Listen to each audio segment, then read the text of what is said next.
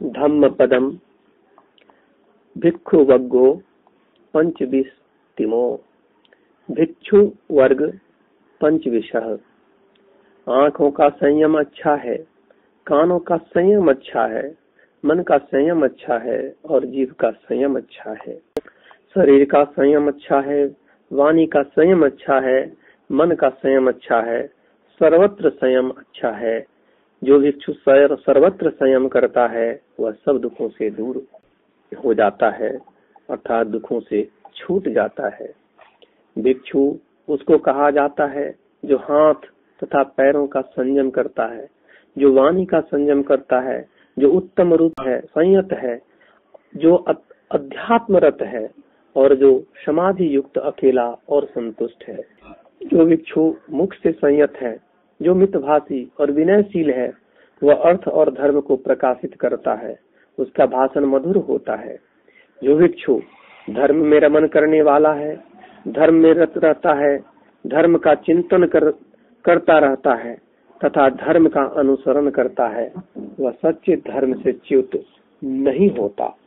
भिक्षु अपने लाभ की अवहेलना न करे, वह दूसरों से ईर्ष्या करता हुआ जीवन न बिताए।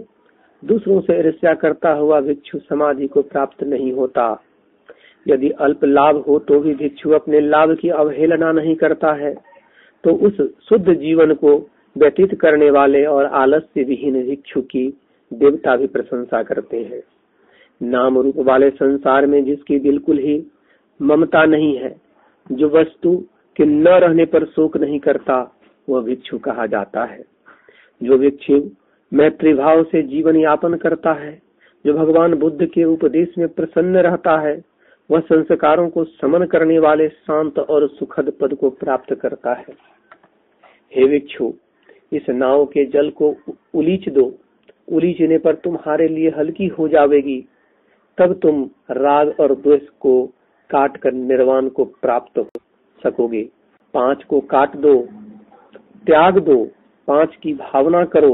5 का संग छोड़ने वाला भिक्षु ओघ तीर्ण संसार की बाढ़ को पार करने वाला कहा जाता है। हे भिक्षु, ध्यान करो, प्रमाद मत करो, तुम्हारा चित्त भोगों के चक्कर में न पड़े। प्रमत्त होकर तुम लोहे के गोले को मत निगलो। संसार की अग्नि में चलते हुए यह दुख है, ऐसा क्रंदन मत करो।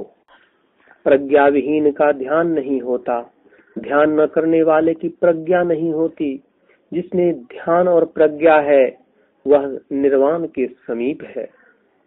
जो भिक्षु घर में अकेला रहता है, शांत चित्त है और सम्यक धर्म का साक्षात्कार करता है, उसे अमानवीय आनंद प्राप्त होता है।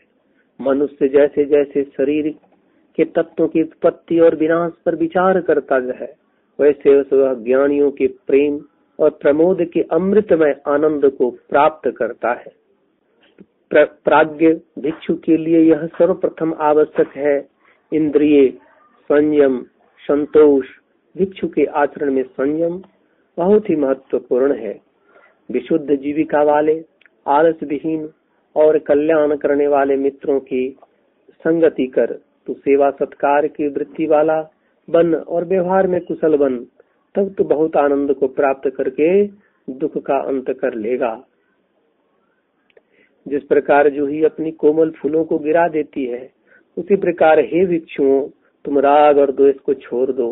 उस भिक्षु को उपशांत कहा जाता है जो शरीर में शांत होता है, जो वाणी में शांत होता है, जो शांतिमय और समाहित चित्त वाला होता है और जिसने सांसारिक प्रलोभनों को त्याग दिया है। अपने द्वारा अपने को प्रेरित करो, अपने द्वारा अपने को संलग्न करो। इस प्रकार अपने द्वारा सुरक्षित किए गए और स्मृति युक्त भिक्षु तुम सुख से विहार कर सकोगे। आत्मा स्वयं ही आत्मा का स्वामी है और आत्मा स्वयं ही आत्मा की गति है। इसलिए जिस प्रकार वैश्य अपने भले घोरों को संयत रखता है, उसी प्रकार तुम अपनी आत्मा को संयत रखो। जो भिक्षु बहुत प्रमोद को प्राप्त करने वाला है, जो भगवान बुद्ध के उपदेश में प्रसन्न रहता है वह शांत संस्कारों का उपशमन करने वाले तथा सुखकारी पद को प्राप्त करता है। जो भिक्षु युवावस्था ही में भगवान बुद्ध के उपदेश में संलग्न हो जाता है वह इस प्रकार इस संसार को इस प्रकार प्रकाशित करता है जिस प्रकार बादलों से मुक्त हुआ चंद्रमा प्रकाशित करता है।